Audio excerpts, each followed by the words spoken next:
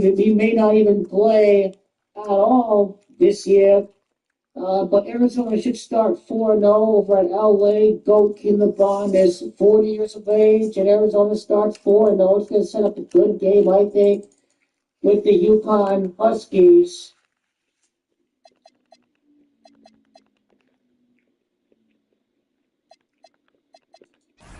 This brings us to Tommy Lloyd. So obviously, 14 losses outside of conference play. LA is 14. Voting for a 15th loss against the number 15 team. Nothing quite stands out. Game 3, right away Eastern as Conference Finals. Yukon The Charlotte considered. Hornets have showed up hungry and determined to fight for what they believe is rightfully theirs. Will they be able to Right break now, the stalemate and come out on top against the He's at Nets? 54 wins outside the The conference. Eastern Conference Finals continue. Get to 55. What does that give us? And it's Game 3 of the Eastern Conference Finals. It's a tie series right now. This game very important indeed. 2K Sports brings you the NBA playoffs. This is Kevin Harlan with Greg Anthony and Doris Burke. And roaming the sideline for tonight's game, our Allie LaForce. And a look at the starters for the Hornets. Abdul-Jabbar is out there with Chet Holmgren. And it's Curry. And there's Hastings. And it's Unseld into the 3. And for Brooklyn, you've got Hayes. Allen Iverson out there with Johnson. Then it's Kareem. And it's Durant. And it's small forward. You look at the Nets. And the split in the first 2 games means 3 of the next 5 games will be on their home court. Number 3, obviously, it comes to mind is Bryce James. Is 53. Bryce does equal 53. For the taking. Now here's Durant. So over on you should pick your first Final Four in 26 years. I'm going to like this video I've been in. It's with and without basket by Unseld. Twice in action. I mean, going with this first we're going to make it to the Final Four. Nice to get a very deep team on this He league. is And very then, capable of finding the open man and putting it next on year, they time could and on easily make it target. back with Bryce. Okay, so we figured out exactly if he's going to redshirt or not. I think it's going to be synced up the dates I think as far defensively, as that is I not can the way tell. you want to The start redshirt high for Bryce percentage James. games. That doesn't When typically Tommy end Lloyd was well. at 115, they took the time with the youth stuff. Bryce James redshirt for the season. And So this is his I first trip think to the line that's tonight. something that definitely stands out. I guess the key guy to look at is Free throw no good for Pete, Johnson. Arizona basketball, a freak of nature. Had a big performance against Florida. He's kind of the guy that is ahead of the action in the lineup.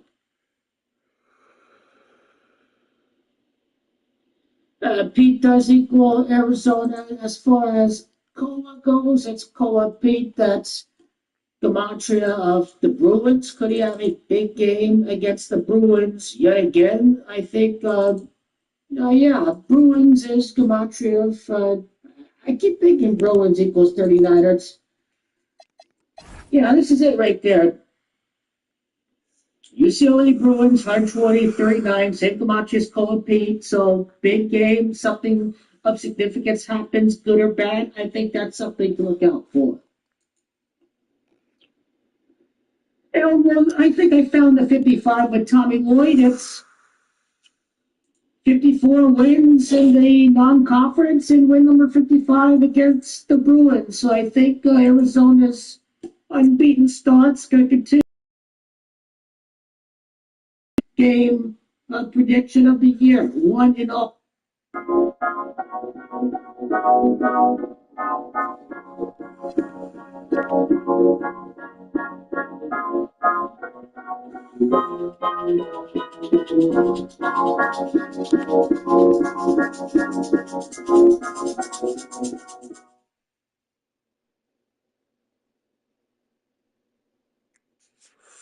This ED med called Get Ready, and it tends to work in 15 minutes on average. No way. Nothing works that fast. Listen, I'm going to explain it to you. So, you know how with ED meds, the mood is perfect, but then there's this awkward waiting period? Girl, yes. It's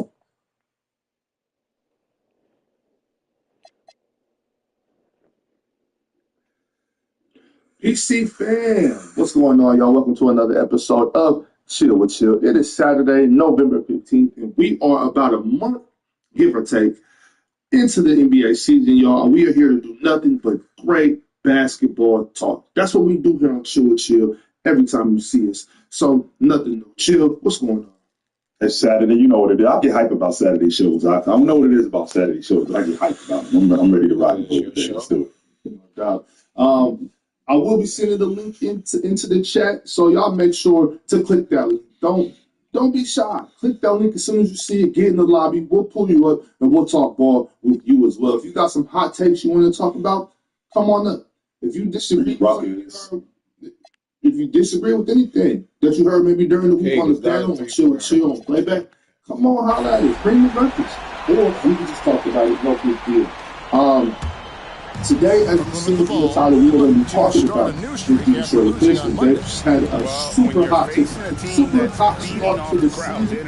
I believe Penny got a chat to us yesterday that this is the longest win streak they've had since 2008. So we will definitely be talking about the Detroit Pistons and Detroit basketball. Shout out to them. So we have some news that's not really looks like the New Orleans Pelicans are going to let him go. So is that the right move for New Orleans? Has Willie been the problem down in the Bayou? Yes. Unfortunately, my head's got a little guard. I don't think so. I think it's a combination of some guys just not working out. Guys been injured. Last season, he had Zion at the 1, and it was working. Zion being at the 1, he got downhill. Zion was to the rim. Zion way more than he passed. I thought that they did a good job of incorporating not just him, but I thought they did a good job of incorporating BC in the offense. It didn't help that DeJounte Murray tore his Achilles. So that kind of feels like you mentioned in the plans that he had throughout the course of the season. But Trey Murphy hasn't really panned out to what we want Trey Murphy to be. I mean, they're at the bottom of the league. If I'm looking at what Pelicans are, I mean, they're at the bottom of the league. Every in three-point attempts, at the rim, they can't really stop anybody. They're giving up almost 20 points a game in assists. I mean, they're really not a very good team. And I think that has something to do with Willie Green, but I don't think it has everything to do with Willie Green. Zion being hurt, Brandon also being hurt, DeJounte Murray tearing up his Achilles and not being in the lineup. He really wasn't able to get the maximum effort out of all of his guys. Then Herb Jones got hurt. He missed Herb Jones for almost the whole season last year, so that didn't help. So, unfortunately, there has to be somebody that's held accountable for this. But I felt like Willie Green had done as good a job as he possibly do with what he had, even though he really had. I don't know if there's any coach that could have won with what he had. Unfortunately, he's not going to be able to get a chance to see this kid Fears. This kid Fears pan out. I really like their young talent, but unfortunately, Willie Green is the scapegoat. Yeah, it's really unfortunate. Yeah. If I'm Willie Green, I'm asking, like, who do you think I am? You know, like, who am I supposed to be? You think I can win with this? No. Nobody could have won that. He got a bunch of kids out here. This kid Fears is a queen. Trey Murphy isn't really panning out to what I expected of him. They were the most effective when you had Zion at the lead guard, and Zion was getting downhill and getting everybody else involved in the game. Now, the fact that guys like UC,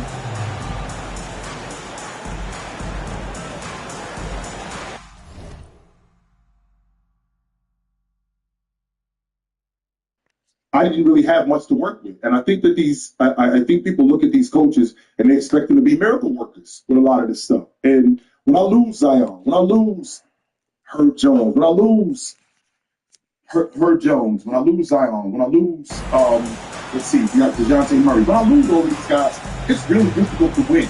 Especially in the Western Conference, which is stacked, right? So it's unfortunate that he is the scapegoat here, but I think Willie Green's a damn good coach. And I think that we see when coaches get talent around them, I mean, how productive they can be, right? Because Willie Green did, for all intents and purposes, I mean, he did when he had those guys, like they were on their way to the playoffs before Zion got hurt. They were in the play-in tournament against the Lakers before Zion got hurt. I mean, that it happens, man. And unfortunately, I mean, Willie Green is a good coach, and I think he'll get another job really soon. Yeah, I think he should. I would like to see what Willie Green could do with the healthy roster. To your point, they looked all right last season when they have their guys. I think they look like a pretty good team. Yeah. So but this is just a part of those NBA politics too. This is what I was talking about. Last night on playback, and I said, I don't, as much as I love basketball, as much as I love coaching basketball, I don't envy these NBA coaches. I don't envy their job. It's political. It's really just not fair at times, but that's what you sign up for. You know what you get yourself into. So I commend you as a coach. If you had to play somebody. Not because this guy was wants talent and he's helping you prove him. You got to play him because he's under a certain contract. He's making a certain amount of money. You got to play this guy. And he doesn't do that, which drives me insane. He's a turnover machine, which makes you nuts. No for a fact that the guy who's playing behind him can be more productive, but the fact that he doesn't make as much money, that means that he's going. Imagine having that kind of job where you can't really do a good job. It's like a game entry. And, I think Willie Green fits in space like that because even though he did not have the talent that was necessary in order for them, I'm sure that there were some guys on that bench that he should have practiced on. I'd love to put this guy in my rotation more than I got good. Hastings got 8 points. Yeah, I wasted no time settling into their offense. And to me, it's never made sense. Now, I've had this conversation for years. Out of bounds. People say, "Oh, he has to play if he has a big contract." And I'm like, yeah, but he's already got the contract. He's already getting paid. So what does it matter with that? Like, you can do it fast. You know how you score in the beat and you see a little bit of line, and you're thinking the article and shooting pretty well. It's lots of fact. The second 55-point game performance in the season, the highest point total for a player in the game. The first time was the NBA Finals rematch between the Thunder and the Pacers. The second one, some solid defense there from Irving. Boy, he could have asked for a better look. That's tough to take. Got that one up quick. 55 points on 18 field goals. This is the year of the Lakers' 18th title in team history. We always have the Clippers start 4-5 at home, and King James equals 55. It's also the 55. You can just play out series with both LeBron James, 41-55. In the two highest games this year was 55. And the SBA in the playoffs. So many ways. Here's Hastings. He's got 8. Booker the faster. Charlotte moving it around. Shot clock at 5.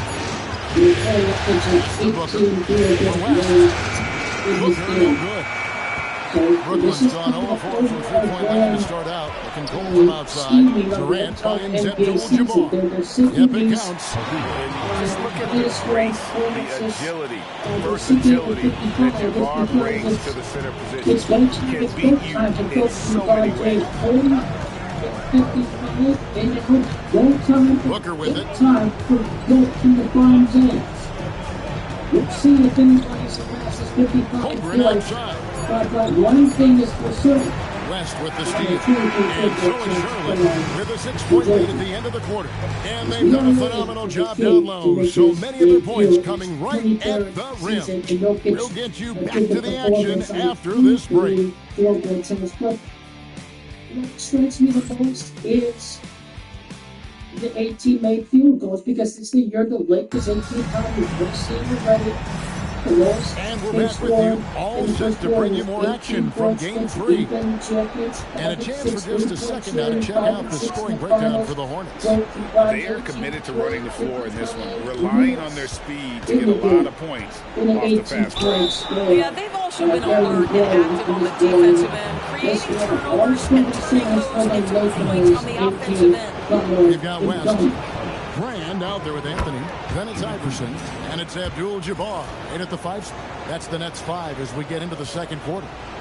Boy, as fantastic as Devin Booker's offensive arsenal is, to me the best part is competitive edge and toughness. It sets him apart night and day. 18th on the 18th day of the month. This is the Lakers 18th championship is coming.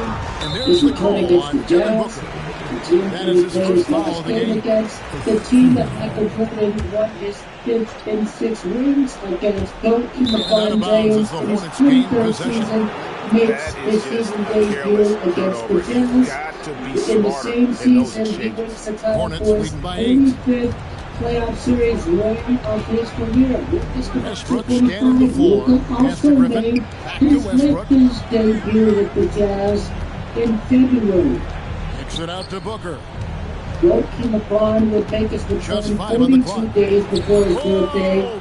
Exactly 6 weeks before his birthday, the 6th time in coming. Doesn't even think twice about looking to score in there. The retirement at 42 years of age with Joakim LeBron James. Each game, a UFC, 600 LeBron James, he is trying to shoot his way out of it, and it might be better for him to pass the basketball at this point. And Anthony with the jam. And it doesn't get any easier. Carmelo loves seeing him go strong inside. And a timeout called by Charles Lee. He's going to have a discussion on the sideline. Hayes is checked in for Brooklyn. Charlotte making the switch. On a basketball court, the LA Lakers equals 40 in the match. The NBA's GOAT equals 40. On the wing, Booker, the 3. It's rebounded by Hayes. His debut comes 109 days after the shot of the news. The Lakers repeat for their 19th title, their 18th or 19th titles. 5 weeks and 5 days after the injury news, Team GOAT LeBron makes his debut in his 43rd season. Team James, the match of 55 previous playoff series. It's the game is never over, so you've got to continue to score, continue to build your lead. And so it's Charlotte with it, following the bucket by the Nets. So expensive. I'm paying almost $200 a month. $200. Westbrook against West. I just use Studio way cheaper, and I still get. Nets have gone 2 of 4 shooting the ball here in the second. Cross contact on the shot, and now a 3-point play chance as he'll hit the line. Now the birthday of the real King Dylan is on June 19th. And the Nets may get a change here. Durant's checked in. Hayes no good on the free throw. Hornets lead by 8. Inside, Westbrook, and a great assist by Booker as that one goes in. Well, Russell Westbrook, over the history of his career, has always thrived near the basket. That is beautifully done. Back to West. Westbrook with the block, and that one goes out of bounds. Last touch by Westbrook. Let's take a second look at that fantastic block. And that block was something. It's the playoffs, and every possession and defensive stop matters. Johnson, he's checked in for West. Shot from the inbound. Up again. Controls the rebound and puts it back up the end. Just in a perfect position to grab that rebound and then get the putback. Oh, Kareem, too good inside. And just look at the grace, the agility, versatility that Jabbar brings to the center position. Can beat you in so many ways. I mean, the number of points they've scored in the paint already here is eye-opening. And Abdul-Jabbar gets it to go. Big miscommunication on defense. He recognizes it, and quickly takes advantage. And that's typical of this guy. He's always reading the situation, reacting quickly, and capitalizing. And there's another two. Hornets leading by 10. Booker looking around.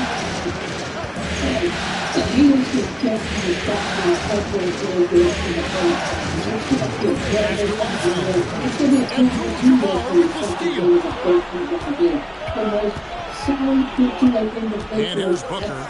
6 points for him. Over to the wing. Off target from three-point range. Nets have gotten exactly half the shots put out here in the second. 5 to 10. And Abdul-Jabbar throws it down. And not much you can do defensively once Kareem gets the ball in that close. Too much height, too much talent. And a timeout called by Charles Lee. He's going to take a minute here to get things straightened out. West is checked in for Brooklyn. The Hornets also changing it up. Griffin's checked in for Abdul-Jabbar. Hastings comes in for Devin Booker, and it's Cunningham in for Russell Westbrook. Now, here's Cunningham. Pass to Hastings. A three-pointer off the mark. And they had some boxed coverage that turned into no coverage. Good on that shot, and with that, the Hornet lead is cut down to just 6 points and the bucket from Johnson. West against Cunningham. Here's Hastings. 58 seconds left to play in the first half. Just 4 to shoot. Charlotte no good that time either. Boy, defense has to feel fortunate there. That's one he normally knocks down. It's blocked. That's out of bounds. Brooklyn will retain possession. Brooklyn making some changes. Abdul-Jabbar comes in for Abdul-Jabbar. And Iverson's subbed in for West. Amen Thompson, he's checked in for Charlotte. There's 42 seconds left now here in the second. And not a night he's going to want to remember. Just not being able to score the basketball. And they'll get another chance. Chance up a three. The shot's good from Hastings. Hastings got 11 points. Well, dependability, right? That is not wasting possessions. This is all about taking and making good shots. There's the pick. Here's Iverson. And the call on the shot sends him to the line. And with the offense getting right to the rim, at least they saved the layup. First trip to the free throw line for him in this one. And both free throws good for Iverson. Hornets leading by 7. And no need to rush this. Let the clock run down. Well, it's trying to close the quarter strong, and by that, take a great shot without giving them an opportunity for another one down the other end. And the foul called on Cade Cunningham. That's his first foul. And really good defensive play to cut him off there and square up. Here's Hayes. And so it's the Charlotte Hornets heading to the bench with a 7-point lead as we wrap up the quarter. They're feeling very confident, shooting the ball with great efficiency and dictating the pace. We'll take a quick break and then back to the action here.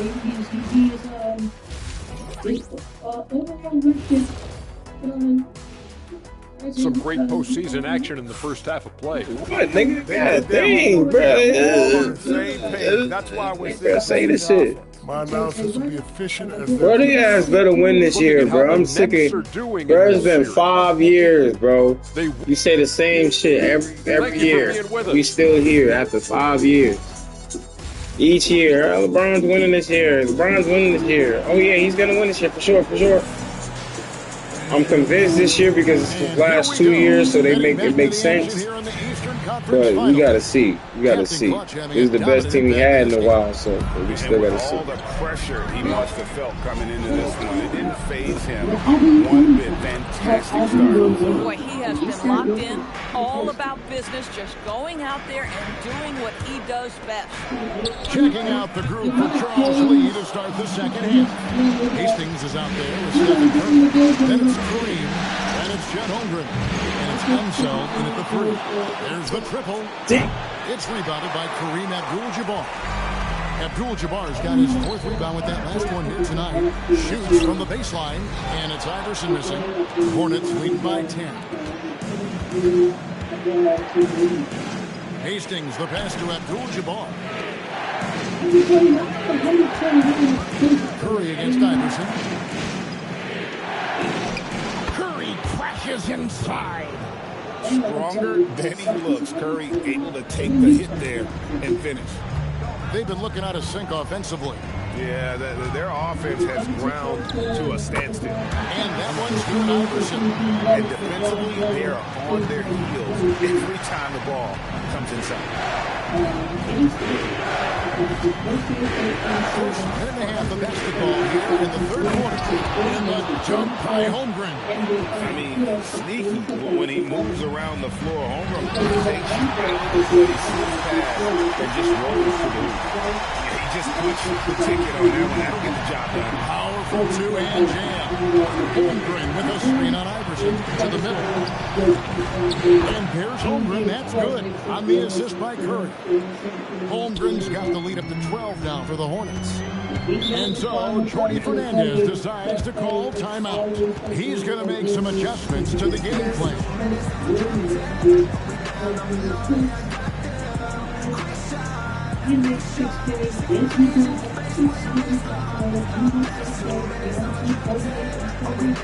Devin Booker, he's checked in for the Hornets. Let's take this chance now to show you the list of the postseason scoring leaders. Take a look at Captain Clutch, top 5 scorer in the league. What a player he is. And he's taken off on a tremendous scoring streak at the perfect time. I mean, obviously, he's established himself as a premier playoff performer. Here's Durant. Cans the shot from the wing. KD's got 6 points. Now, KD, if you allow him to spot up, the easy money sniper will not miss. Hastings the pass to Booker. Pass to Hastings. 5 to shoot. The Hornets need to get a shot off here. And here's Booker from the arc. Brooklyn with the rebound. Abdul-Jabbar's got his 5th rebound right now in the game. Iverson outside. Hayes finds KD. Out of hand on it. Fuck out of here, It's out of bounds. Brooklyn will retain possession.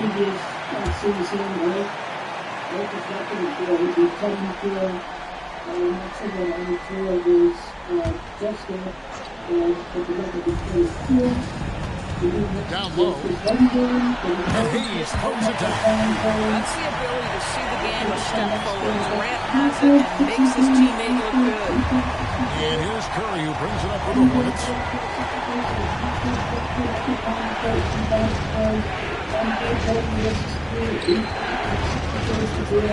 Pass to Hastings. From deep. Good, and Curry gets the assist.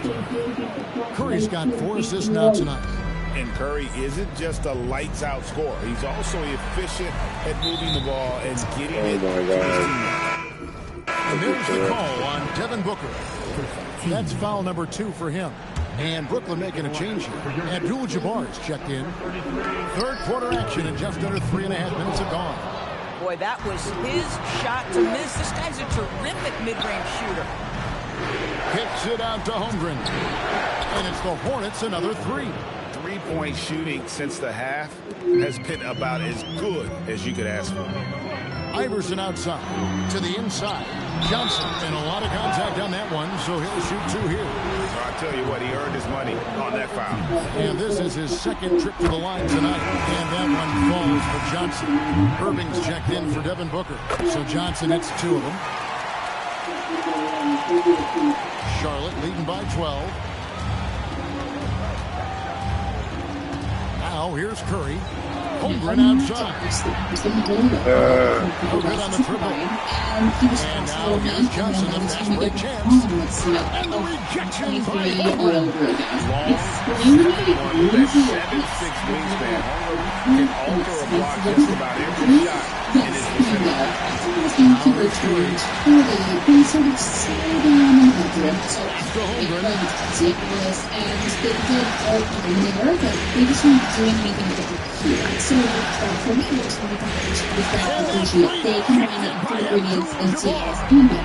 that they also have a third ingredient called morphine, and that literally pussy. So a chance here for a 3-point play.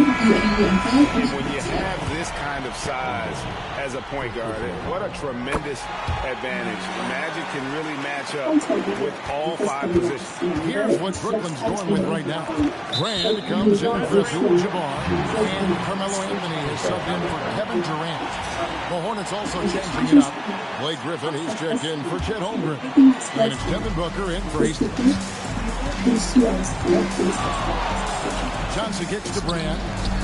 Pass to Abdul-Jabbar. That's no good. It's his second miss. He's made 4. Here's Curry. Abdul-Jabbar, a screen on Johnson. Everything's within Curry's range. I don't know that there's another guy in the league that would even think about it from that distance. It's uncanny how comfortable he is from that kind of range. Steph Curry doing work. The Nets have missed 2 free throws in the game, going 5 for 7. And even though they're down, they are putting on a show at the free throw line. And the Hornets making a change here. Westbrook's checked in. Well, he's got a great stroke from the line. That's not something we can say about all the league's big guys. Rebounded by Anthony. Oh, an easy look, but he decides to be a crowd pleaser. I'm sure he's upset for attempting that one. Yeah, they're going.